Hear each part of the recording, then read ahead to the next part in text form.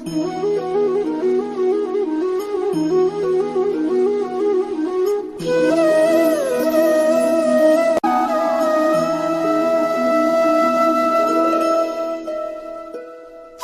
with Shanti Mantra.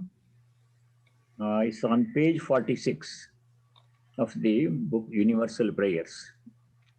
The second one on page 46, and the English is on page 47. Very good.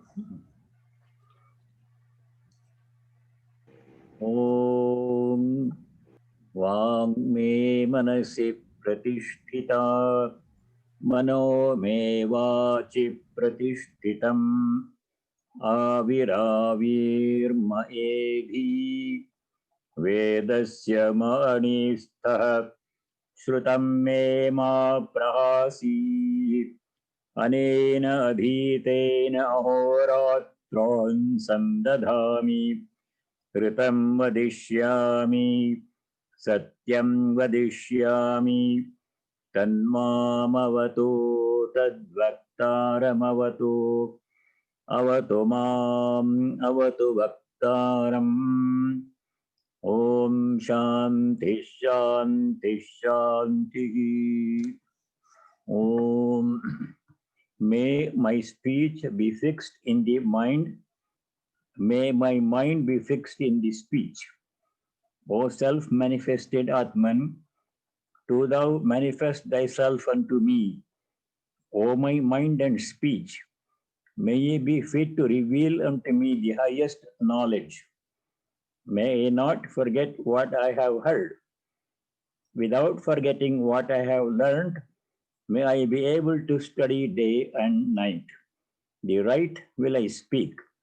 The truth will I speak. May Brahman protect me. May Brahman protect the preceptor. May Brahman protect me. May Brahman protect the preceptor. Om peace. Peace be within us all.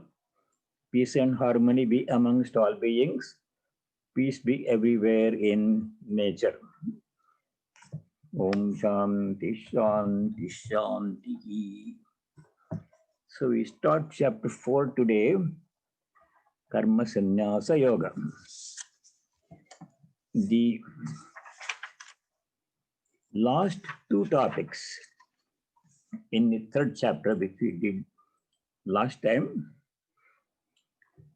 one of them is why people commit mistakes. Arjuna's question was why people make mistakes knowingly and in spite of themselves, though they don't want to make. Sometimes they are as if somebody is forcing them to do something wrong. Why that happened? That was Arjuna's question. And what was Sri Krishna's answer? Is only one reason why people do mistakes of all kinds. That is kama, that is krodha. They are one appearing as two. Kama esha, krodha esha. Why do they come? Rajoguna samadbhavaha, because of excess rajasic tendency in us. We all have three gunas, sattva, rajas, and tamas. Sattva, if it is predominant, then it will lead us to freedom, knowledge, liberation. If rajas is predominant, it will create a lot of desire, activity, movement, anger, all those things. If tamas is predominant, then it will be take us downwards. I don't want that. So because of rajas, because of kama krodha, lust, uncontrolled desire, adharmic desire, and anger, people make mistakes. That was the one topic, last two topics. The last topic was there are different layers in our personality, different parts in our personality. Three of them we are familiar with them. Indriyani, manaha, buddhi, sense organs, mind, and intellect. Intellect is the important part. All are important. Intellect plays an important role. Intellect is the one that decides what is right, what is wrong. discriminating faculty. The ability to tell right and wrong, what is true, what is untrue, that ability of the mind is buddhi, intellect. That guides the mind. The mind controls the sense organs, 5, 10 sense organs. These three we know, and these three we can control. We can make our buddhi sattvic buddhi. We can make our mind pure by trying to think pure thoughts, removing impurities such as lust, anger, etc. by various means, by prayer, meditation, japa, repetition of God's name, study of scriptures, holy company. These all we know. Sense organs we can control. But besides these three, hidden behind these three parts of our personality, there is the Atman, Buddheratma Saha, that comes in the verse number 42 in the previous chapter. Manasastha para buddhihi, Buddherat, Buddhe paratastha, yo Buddhe paratastha. Behind the buddhi, deeper within us, is this Atman. Sa means he Atman. That is the basis. That is the whole identity. That's what we truly are. The other three layers, buddhi, intellect, mind, and sense organs, those are outermost layers of our personality. In the second chapter, they are all compared to the garment that we are wearing. We are not the garment, but that's what appears from outside. When you see somebody, you see the garment, the cloth he is wearing, dress he is wearing, he or she. But that person is not the dress. Behind the dress is the real person. This Atman, that is what our true identity is. That's what we have to know. That is where we left the chapter number 3. In chapter 4, this chapter is called Karma Sannyasa Yoga. In chapter 3, we studied how to perform karma without attachment, without expecting fruits of work, remaining calm in success and failure. All those things we saw in the previous 2 chapters, 2 and 3. In this 4th chapter, which is called Karma Sannyasa Yoga. Karma Sannyasa means how to become free from the bondage of karma. This we saw before. We are bound. How we are bound? 4 things are there. First of all, we are not aware of our true nature. Our true nature is Atman, Satchidananda. That's what everyone is. There is only one. We are that one. Oh, you are not, for the time being, you are not experiencing that. We don't have that knowledge. We think we are the body and the mind. Theoretically, we know Atman, but experience, only body-mind experience. So that raises all kinds of problems. Desire comes, anger comes, jealousy comes, because we don't know we are Satchidananda. We think we are limited beings. Somebody said this happened to me, that happened to me, this problem came. This is what we are, what is happening. Ignorance of our true nature. This causes desire. Desire makes us do action. Desire propels us to perform action. When you perform action, karma, we get the result. We become attached to the karma and the karma phala both. That's human nature, attachment. Mind becomes attached. Then all other problems will come. Success, failure affect us, become happy, unhappy. So we are in that cycle. In this 4th chapter, Sri Krishna is going to tell us how we can become free from this whole cycle of karma, karma phala, desire, everything, etc. Become free from this bondage of karma by performing action in a certain way. This continues in the next 2 chapters also. So let us begin chapter number 4. Asa chaturthodhyayah Shri Bhagavan vacha imam vyavasvate yogam proktavanaham avyayam vivasvan manave praha Manurikshvakave bravit. Sri Bhagavan Vacha. So Bhagavan says, Imam Yogam. Imam means this yoga. Yoga means the knowledge that was taught in the previous two chapters, chapters 2 and 3, whatever, Karma Yoga, Jnana Yoga, everything came in second chapter. Second chapter is Sri Krishna talked about the nature of the Atman in sloka number 20. Najayate mriyate va kadachit. This Atman does not take birth, it does not die, it's eternal, etc.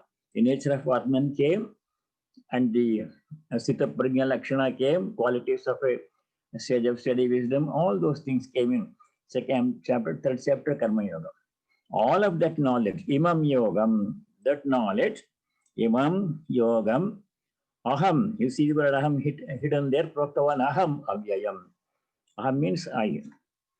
Imam Avyayam Yogam. Avyayam means that never goes out of fashion. Avyayam means imperishable. This knowledge does not become outdated. It does not become obsolete. In some other fields, knowledge becomes obsolete. After some time, replaced by new thoughts, new ideas, and what we studied in earlier years in school that is no longer current, became obsolete. That doesn't happen to Vedanta. Does not happen to yoga. It's always ever fresh, never goes out of date, never becomes obsolete. Avyayam yogam.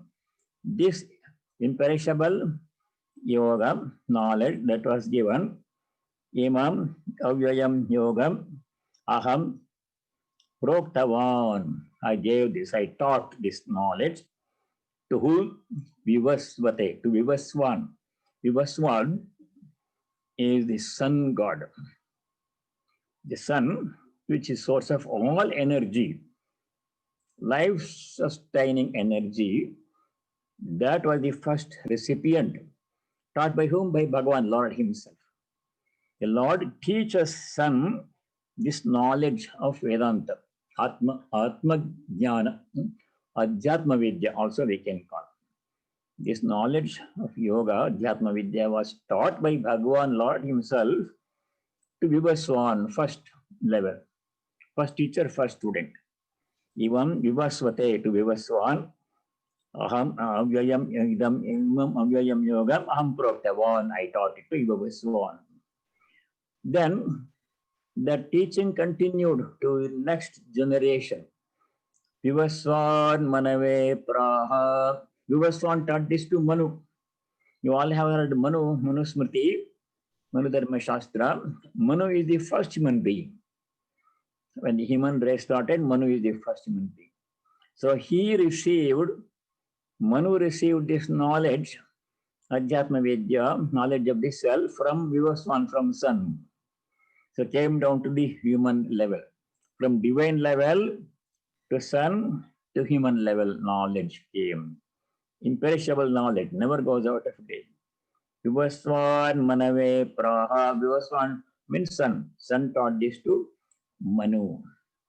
Manu Ikshvakave Bravit. Manu taught this to Ikshvaku.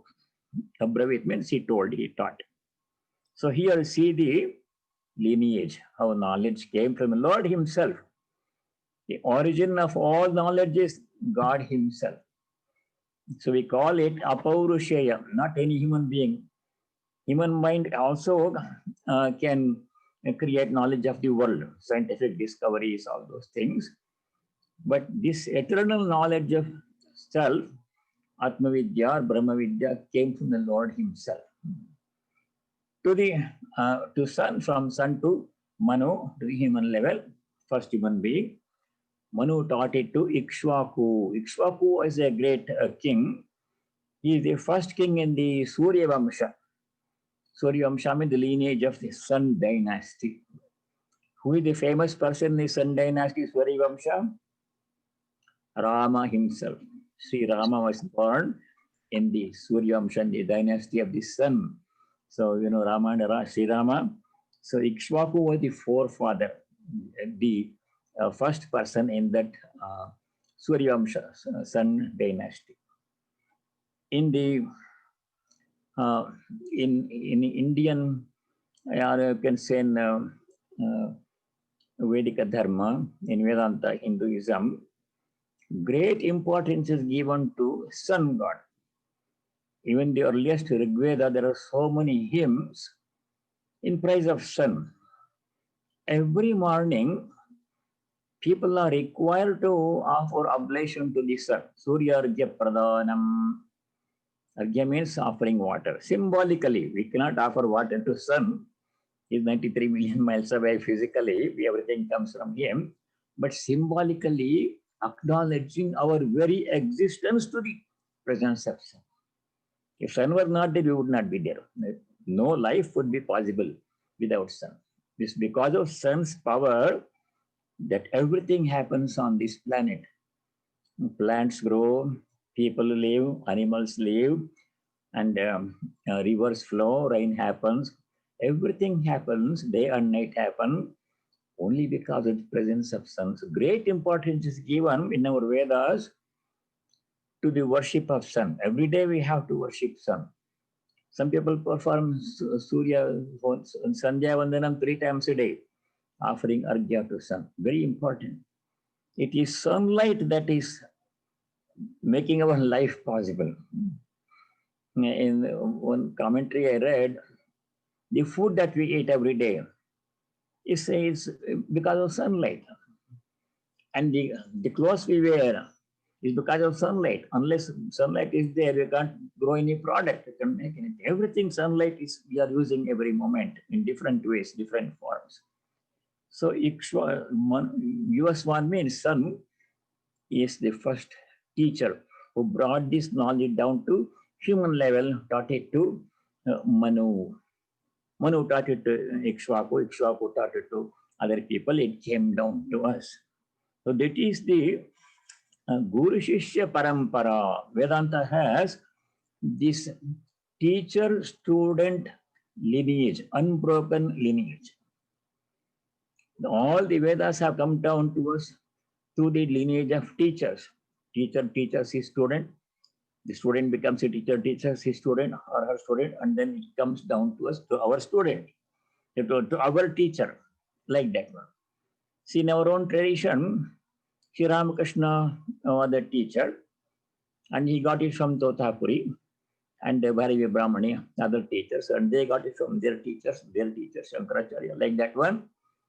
And Sri Ramakrishna disciple, they taught it to their disciples, and we are receiving all this from their disciples. Like this will continue. This unbroken tradition of conveying knowledge from teacher to student is a special feature of Sanatana Dharma, Hindu Dharma, Vedanta. That is mentioned here in this verse number 1. The Gayatri mantra, which is the most famous mantra in all the Vedas, is in praise of the divinity in the sun. Every day, people have to chant Gayatri mantra and offer oblations, namaskar to sun god every morning. Very important.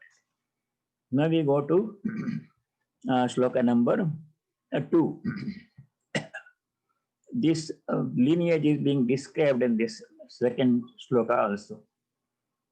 Evam parampara praptam imam rajarshayo viduhu sakaleniha mahata yogo nashta parantapa. Evam, in this way, parampara praptam. Parampara means lineage, unbroken lineage, teacher-student lineage. Sometimes the teacher can be the father teaching the son teaching his son, like that.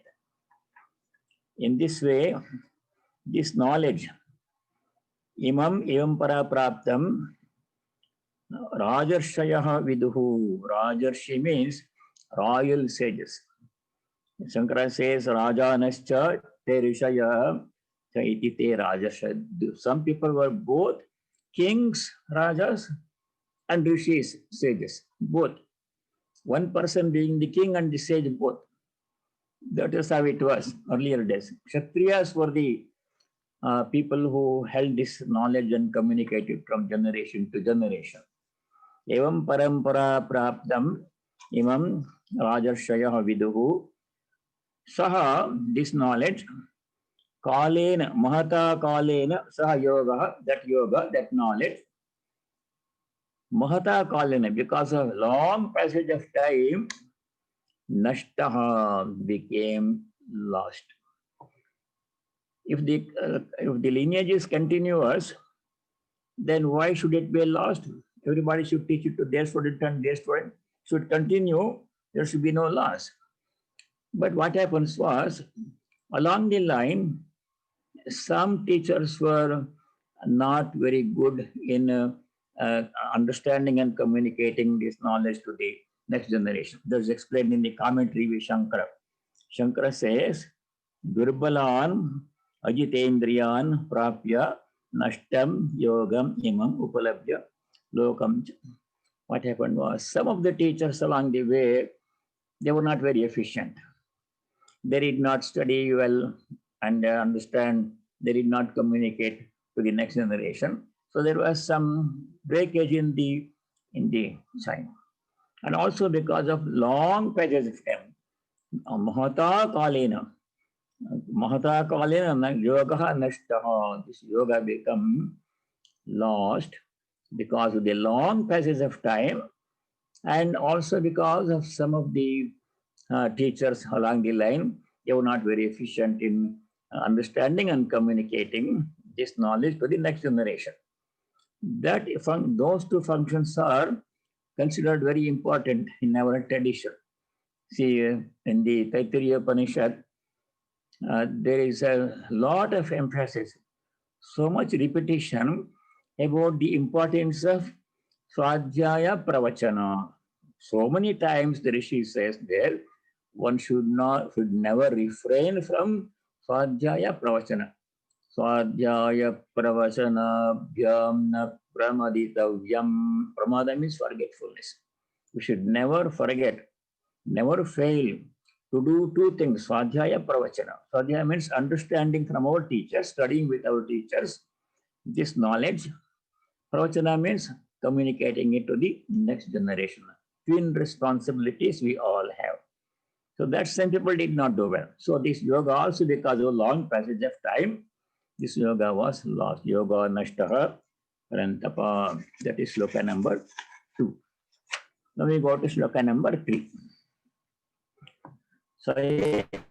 Maya tedya yoga prokta puratanaha bhaktosi me sakha cheti rahasyam yedaduttamam. Now Sri Krishna is teaching this knowledge to Arjuna, because Arjuna happens to be Sri Krishna's very dear friend, Sakha, also devotee. So in the third sloka, sloka number 3, Saha Ayam Sah Yogaha Maya Te Adya Prokta Puratana. This ancient yoga, ancient science, ancient knowledge is being taught to you by me now. Maya, by me, Proktaha is being taught to you now. Because Bhaktaha Asi, you are my devotee. First, Arjuna was Sri Krishna's friend. Then, when Sri Krishna showed him the cosmic form Vishwarupa in the 11th chapter, Arjuna becomes a devotee. Actually, the second chapter itself, Arjuna becomes devotee. Ishyastem Shadimam Tvam Prapannam, like this one shloka comes in second chapter. Sri Krishna says, I have become your disciple.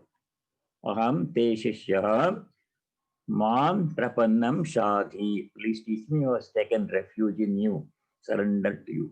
So both friend and disciple.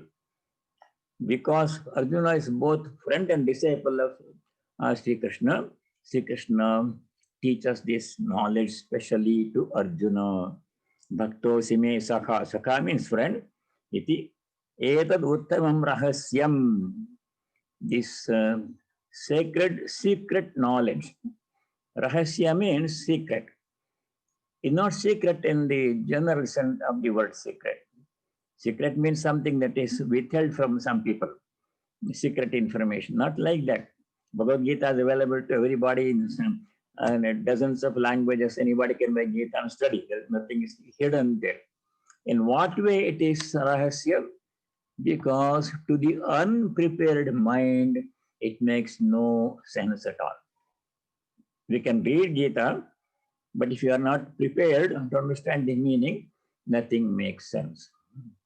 It's just like a person who has never taken any course in English language, goes to English language class and sits down there, and the teacher is speaking English. Everybody knows this person doesn't understand it. What language is speaking like that? Because to this person it is hidden, not prepared. The reason is no preparation. So this preparation is necessary to understand this knowledge. Mind has to be prepared and ready and be receptive to this knowledge, any knowledge in general. If the mind is not receptive, the teacher may be the best teacher, but still knowledge transmission will not happen. Arjuna was the proper recipient, fit recipient. Rahasyam idam uttamam adya maya yoga proktaha. I am going to teach this yoga to you because you are my friend and devotee. That is sloka number 3. Recipient must be fit recipient. That is the meaning. Now we go to sloka number 4. Arjuna. Arjuna asks a question. Arjuna uvacha aparam bhavato janma param janma vivasvataha katame tadvijaniyam tamadau proktavan iti. Arjuna asks a question. Bhavatah janma aparam. Your birth means Krishna's birth. He is talking to Krishna. Your birth was later. Aparam means later, recently, in Arjuna's time. Vivasvataha janma param. Vivasvan was born. Vivasvan means sun. Sun was born at the time of creation. When the solar system came, sun was born. And you only were born recently. Krishna is Arjuna's contemporary. How can you say that you taught this to Vivasvan? Vivasvan came so many millennia, millions of years ago when the solar system came, and you are now here, my contemporary. Arjuna, Krishna were like about same age maybe. How can you say that you taught this to Vivasvan? That was Arjuna's question.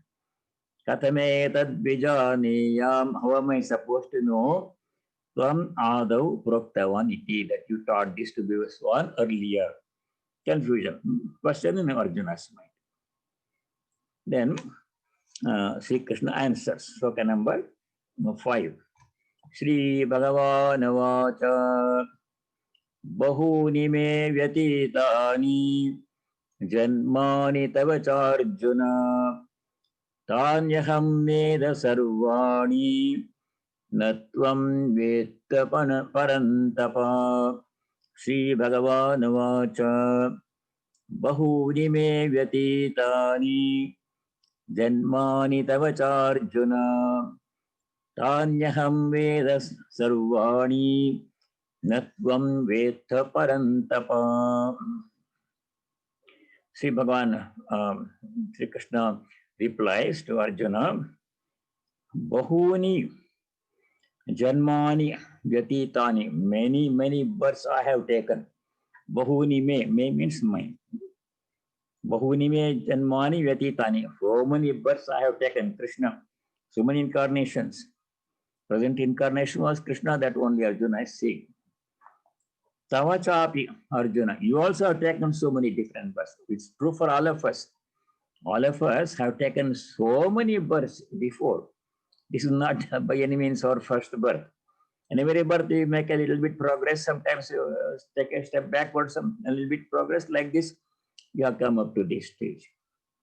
And the good news is, Sri Ramakrishna has said that for those people who take recourse to this knowledge seriously and pray to Sri Ramakrishna and follow his teachings sincerely, this will be their last birth.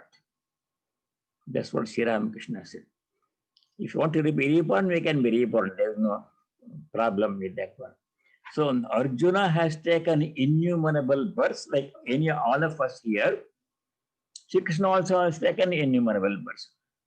But the difference is Tani aham sarvani veda. Tani sarvani janmani aham veda. I remember all my previous births. Sri Krishna says. He remembers all the previous births.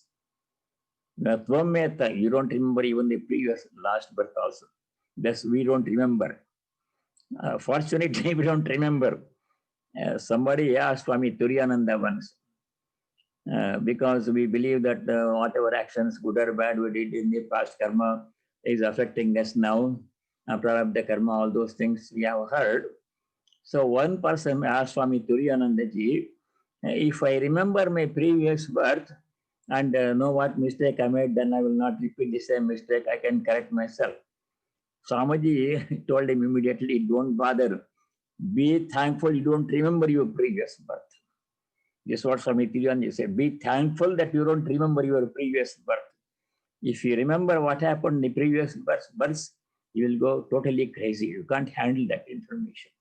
So God has mercifully kept this information away from us. So we should focus our attention on the present, what we have to do, and not worry about the past. You cannot change the past. Even if I know what mistake I did in the previous birth, what can I do about it now? I've already done it. So it's not useful to know that one. So the instruction is to focus our attention on this moment, what I can do, how I can be a better person, how I can think pure thoughts, good thoughts. That's what we should be focusing our attention on. So Sri Krishna says, I remember all my previous births. Bhagavan remembers, he is the Lord himself. Every incarnation he remembers. But you don't remember your previous birth. That's what Bhagavan answers to Arjuna in sloka number 5. Then he continues, sloka number 6, Bhagavan says, Ajopi san avyayatma bhutanam ishvaropi san prakritim swamadhisthaya sambhavami atmamayaya. Sambhavami atmamayaya. Aja api. Aja means, Janma means birth. Aja means birthless. The Lord is really birthless. He is eternal. Birth means something was absent before and came into existence at some point, but Lord was never absent. Aja means birthless. Ajaha, Nityaha, Shashvata, Yampurana. That very important shloka I remember. Shloka number 20 in 2nd chapter. There Sri Krishna says, Bhagavan is Aja. Aja means birthless, eternal. Birthless means eternal. There was no beginning for God. For God, there is no beginning. For the world, there is a beginning. Creation happened at a certain time. Scientists say Big Bang. But for God, there is no beginning. He has always been there. There is no end also. So, Anadi Madhyantam. There is no Adi beginning. There is no Madhya middle. There is no Anta, an end for God. Aja api, though I am beginningless. But Aja also another meaning. Aja means goat. That is not the meaning we want to think about now. Aja api son, though I am birthless. Avyayatma, though I am eternal, imperishable, eternal. God is eternal. Bhutana Mishwara api son, though I am the Lord of all the beings. Bhuta means anything that has come into existence. Bhu bhava is the root. Something that has come into existence, what is in the past or will come into existence in the future, is called Bhuta. Bhuta does not here means the evil spirit. That's not the meaning in this context. Bhutanam Ishwarapas, though I am the Lord of all the beings. What kind of beings? In the commentary, Shankara says, Bhutanam Brahmadi Stamba Paryantanam Bhutanam Sarvesham Bhutanam. From Brahma, the creator, not Brahman, supreme reality, Brahman, that's different. Vedanta Brahman. Brahma means creator, who creates this cycle at the beginning of every cycle, every yuga. From Brahma, the creator, described in the Puranas, Stamba Paryantam. Stamba means a blade of grass. All things in creation, beginning to end, top to bottom. Of all those beings, I am the Lord. Bhutanam Ishvarapisan. Yet, Swam Prakritim Adhisthaya, resorting to my power. Prakriti means God's power to create the universe. Swam Prakritim Adhisthaya, resorting to my power of creation. Atmamaya Sambhavami, by my own Maya. It is his power. Maya means his power. To create, to sustain, to dissolve, withdraw, all these things happen by the power of God. Whole universe is subject to his the power of God. Atmamayaya Swam Prakritim Adhisthaya Sambhavami, I take birth. In every age, Sri Krishna is saying, the Lord himself takes birth. For what reason? That will be explained later. By resorting to his own power of creation. Ajopi san navyayatma bhutanam ishvaropi san prakritim swamadhisthaya sambhavami atmamayaya. Now we go to the 7th and 8th verse. In these two verses, 7 and 8, Bhagavan Sri Krishna is going to explain the purpose of incarnation, divine incarnation. Why should God take birth in human form? Human form means limitation. Even if God assumes human form, all the limitations of human form apply to him also. Human form means human body. Human body means is a perishable material entity. If God takes that form, then he also will be subject to the same limitations like everybody else. Matter is matter. So why should he do that one? Why cannot remain in his divine form eternally? Why should he bother? That is explained in these two verses 7 and 8. For Loka Kalyana, God descends in human form to human level in every age for Loka Kalyana. Only one reason, he has no desire to fulfill. We take birth because to work out our karma, your desires to fulfill. That's the reason why we take birth. Jivas, ordinary jivas, people. But God has no such thing. But of his own free will, he takes birth in every age only for one reason. For Loka Kalyana. Loka means world. Kalyana means for the well-being of the world. So that's explained in next two verses, 7 and 8.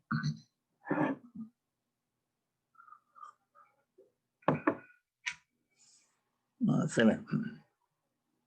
Yada yada hi dharmasya glanirbhavati bharata yabhyutthanam adharmasya tadatmanam sujamyaham. Then sloka number 8. Paritranaya sadhunam vinashaya cha dushkritam dharma samsthapanarthaya sambhavami yuge yuge. Yada yada hi, whenever, yada means when. Yada yada hi dharmasya glani bhavati. Glani means hani. Hani means nash or destruction, loss or destruction. Loss or destruction of dharma.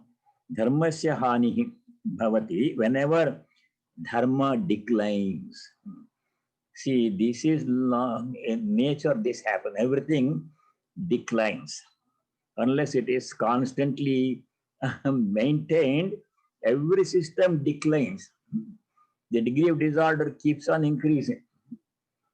Every system is subject to that one. Unless you maintain, rapidly things will decline. You take anything you have, any machine, any object, including the human body, human mind, unless you every day do something to maintain it, it will keep on declining. That's the law of nature. Declining is law of nature. Same thing happens to dharma also. Because gradually people forget dharma, they don't follow dharma, so decline happens in society, adharma increases, and somebody has to come and lift it up again. Periodically, it requires a boost. That the incarnation provides the periodical boost that is required. Yada yada dharmasya glanir bhavati hani. Glani means hani, nasha bhavati of dharma. Adharmasya abhyutthanam bhavati. When adharma flourishes, adharma means unrighteousness, people telling lies, people cheating, people having a lot of greed for power, money, people craving for enjoyment in adharmic ways. All these adharmic tendencies increase naturally with time. Natural decline happens.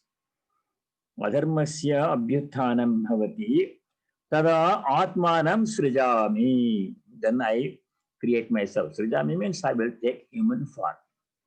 God has no particular form. God is pure consciousness, Chidananda. No name, no form, no attribute, pure consciousness. That's what God is.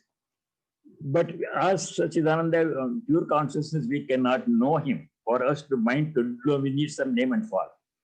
The human mind cannot grasp anything unless it has some perceptible quality must be there. Some name, some form must be there, shape must be there, color, everything, all those qualities must. Then we can understand something.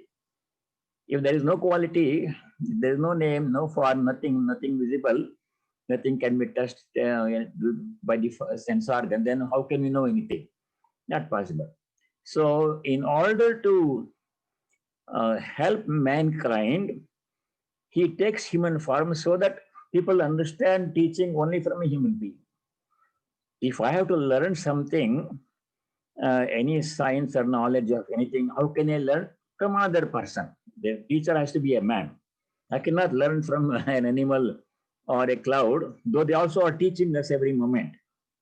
Every moment, nature is teaching us. We are not able to grasp nature's teaching. And there is a very nice segment in the Bhagavata Puranam where there was an Avadhuta, a great sage. He learned all knowledge from non-human teachers. Satyakama also learned from non-human teachers. But those are exceptionally brilliant people, receptive people. They can look at nature and learn things. We look at the same thing, we don't learn anything. For example, how people can learn from non-human teachers, I'll give an example. Every day, all of us will see a tree. Every day, some tree will be there in our neighborhood, in our backyard or somewhere. We see a tree. A tree is standing there. We don't pay any attention to it. But tree is teaching us an important lesson. We don't grasp it. Very receptive minds can grasp the message of a tree. Other minds will look at the tree and nothing will happen. So what's the message tree? The tree is teaching us every moment, 24 hours, it is teaching us something. What's the message tree is teaching us? Forbearance. Saishnuta means forbearance, ability to bear all difficulties without complaining, without lamenting. The tree is teaching us that lesson. A tree standing outside in nature, no protection, sometimes very hot sun, sometimes very cold weather, sometimes heavy wind, sometimes too much rain, sometimes no rain, and people come and cut the branches of the trees. When all these things happen, the tree remains absolutely calm and stable, continues to give whatever it gives, fruits and shade and flowers and whatever it gives, without complaining. That message of forbearance, Sahishnuta, Titiksha, tree is teaching us every moment. We all see the tree, but we don't get the message of forbearance. Some very prepared, very well prepared minds, receptive mind, they can grasp all these lessons from nature without human teacher. But those are very rare people. But for majority of people like us, we require a human teacher. Otherwise, how can you understand lessons from nature? So we are not that well prepared. Therefore, whenever there is decline of dharma, adharma increases, the Lord takes the human form, Atmanam Srijami. I create myself. I'm born as a human being in human form for helping people, Loka Kalyana, for the well-being of the whole world. That is sloka number 7. God does not take birth because to work out his karma. We human beings, ordinary jivas, we take birth to work out our karma, animals also. But he has no karma to work out. He has no desires to fulfill. We are born because we have unfulfilled desires on to do this one. There is no such thing for God. He takes birth only purely for the well-being of the world. So this continues in shloka number 8. Paritrāṇāya sadhūnām vināṣāya ca duṣkritāṃ dharma samsthapanārthāya sambhavāmi yuge yuge. Sadhūnām paritrāṇāya. Paritrāṇa means help them to cross over the ocean of worldly existence. Sadhūnām, of sadhus, good people who are striving to cross over the ocean of worldly existence. For such people, dushkritam vinashaya. Dushkrita means people who are performing evil deeds. Their tendencies are like that. Because of their inborn tendencies and uncontrolled minds, too much of rajas and tamas, they do all kinds of bad deeds. You have seen before why people do bad deeds. For such people, dushkritam vinashaya, to punish them. Unless they are punished and taught a lesson, they will continue to do bad things and they create trouble for themselves and other people also. So two purposes. Paritrāṇaya sadhūnām, to help sadhus, good people, seekers of liberation, devotees, to lift them up. Dushkritam vināṣāya, to punish the evil people. Dharma samsthapanārthāya, to establish dharma. Adharma rises because in course of natural declining, dharma declines.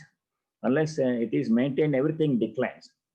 So God is a maintenance person. Every time somebody maintenance required, he takes human birth. Dharma samsthapanārthāya yuge yuge sambhavami. In every age, I take birth in human form. The divine birth, when God takes birth in human form, is not for fulfilling desires or to work out karma. It's only for one reason, namely for the well-being of the world, for punishing the wicked and for promoting, helping the saintly good people, and to establish dharma only. He takes birth in every age. That is avatara. We have this concept of avatara in Hindu dharma. In some other systems of faith, they don't have this avatara concept, but we believe in that one. So we go to sloka number 9. Janma karma cha me divyam evam yo veti tatvatah tyaktva deham punarjanma naiti mameti sorjuna. Whosoever truthfully knows by divine birth and work, may means mine, mama. Divyam, divine, janma karma cha yaha veti. That person knows by birth and my karma, my action, purpose of reincarnation. One who knows these two things, tattvata veti, really knows in truth, actually. Deham tyaktva, after giving up this body, punarjanma na eti, does not take birth again. Saha mam eti, he reaches me, O Arjuna. So the way to liberation is to know God. When God comes in human form, otherwise it's difficult to know God without human form. For our sake, he takes in human birth. In human form, he appears. So when we know the nature of divine incarnation in human form, when we know God, which is easy to do when God comes in human form, then our purpose of life is fulfilled. Knowledge of God means fulfillment of life's purpose, and we reach God, that we reach liberation. Not many people knew Sri Rama as an incarnation. In the gospel, you read this one, Sri Ramakrishna says, only 12 sages knew Sri Rama as incarnation of Vishnu.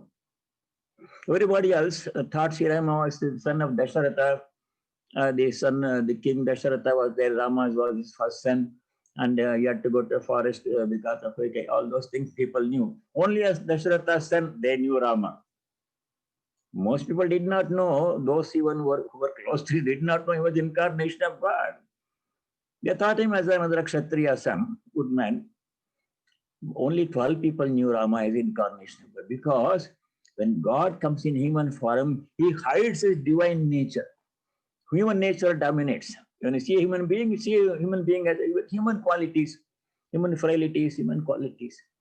The divinity is in every human being. We don't recognize it. Vedanta says same divine is present in all the beings in the same way. There's one message of Vedanta that comes throughout. The basis of Vedanta, God is present in all. God is all.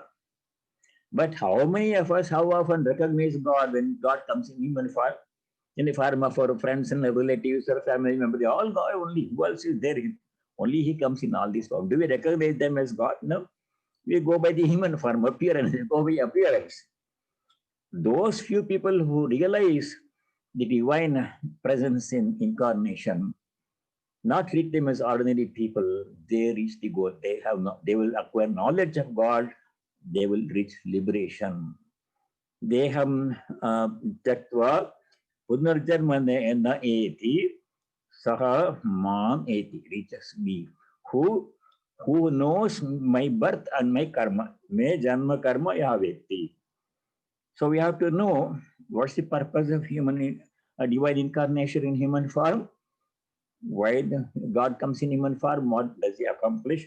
Those things we have to know. Now we'll do shloka number 10 also. It's a simple one. Vitaraga bhaya krodha manmaya mamupashrita bahavo jnana tapasa puta madbhava magata. Vitaraga bhaya krodha. That phrase came in the second chapter.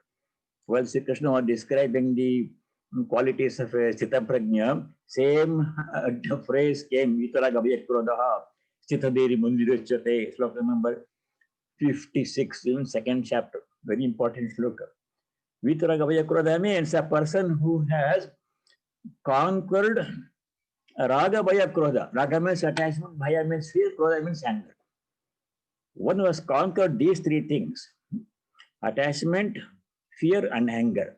Such a person, such people, Vitaraga bhaya krodha manmayaha, those who are completely absorbed in God.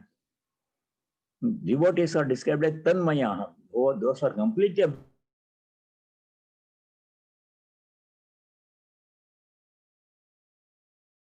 absorbed. For example, there's a scientist like Einstein. The great scientist Einstein, he was not very much concerned about worldly things, what will happen, what he ate, breakfast, what dress he is wearing, whether he is wearing the tie or not. Didn't bother him. He was totally absorbed in science and theory of relativity and other things. His mind was completely in it 24 hours. There was no other thought in his mind. Newton, Madame Curie, they all were like that. They're completely lost in science. Only thing they wanted to was scientific discovery. They weren't worried about what they ate for breakfast, what other people think about them. They had no concern about this. The total absorption in God is necessary. Such people are called manmayaha. Those are completely absorbed in God. There's only thing in their life that matters. They don't worry about other things in life. Manmayaha, those who are absorbed in me. Mamupashritaha, those who have taken refuge in me. Ashram means refuge. Bahavaha, many have been there, such people.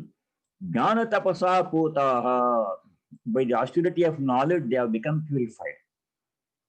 Austerity of knowledge means meditating on one's divine nature, Brahman, I am Atman, like that one. There are other austerities, or the repetition of God's name is austerity. Those are simpler. These people who have lost their whole personality, being totally absorbed in one's own divine nature, in divine incarnation, madbhava magataha, putamini are purified. Their minds have become totally pure by remaining absorbed in God consciousness all the time, to the exclusion of everything else in the world. what happens? Madbhava magataha. Madbhava means they become one with me. Shankara translates it as moksha. They achieve liberation.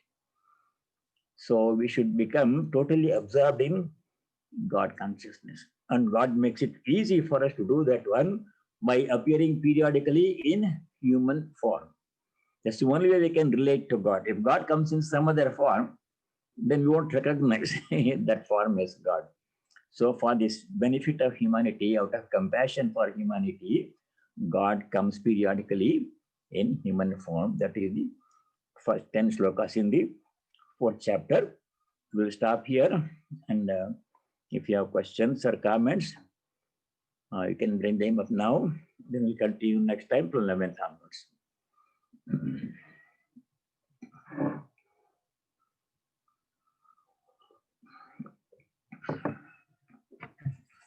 Maharaj. Maharaj, this in some places in Gita that Bharata, what does he mean by Bharat? Is he the name of another name of Arjuna or in general? Yeah. Bharata dynasty, the king Bharata was there. Okay. And person born in that Vamsha and that dynasty. Okay.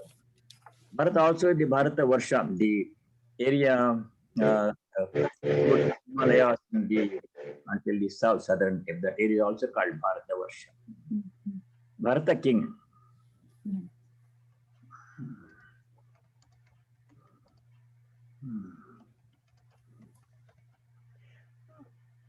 Swamiji, this is Usha.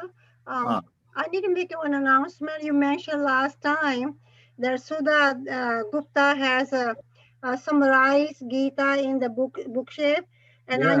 I knew that already because she sent me 2 before, but yeah. Now she's going to send me some more. Yes. So I want to make an announcement for our North Carolina devotees. If any one of you want a book, please contact me.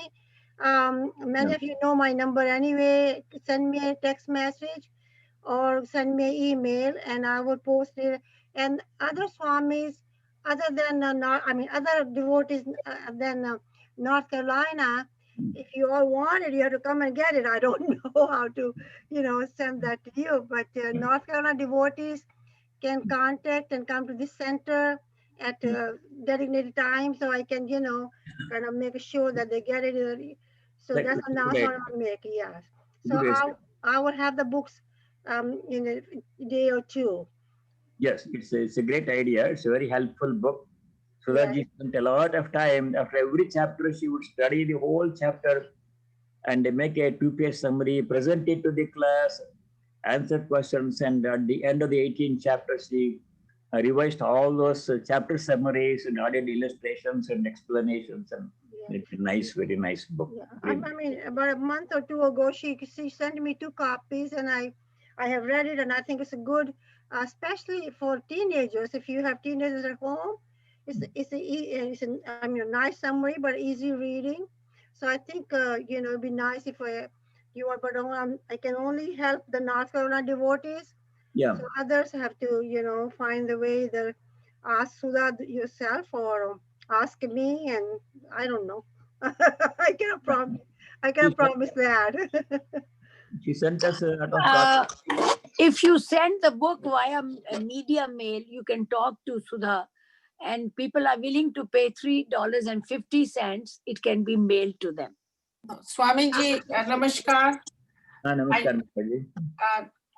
This book happened only because of your blessings and your teaching. It is simple book. Nothing. And anybody wants to have the book, just write me an email and I will mail it to you. Nobody has to worry about $3 or anything. So if you can just write me an email, I'll be more than happy to mail the book. Send email to Sudhaji, she will mail it to you. Okay. And I'll write my email right here, right now. No, I mean, North Carolina devotees don't have to do that. We have the books. She sent me already 25 books.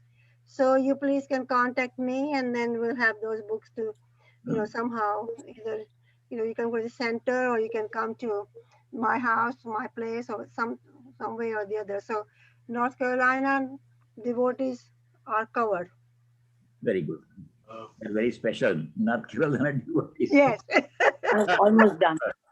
They are the only group who are having Gita class like this one. So Very we nice.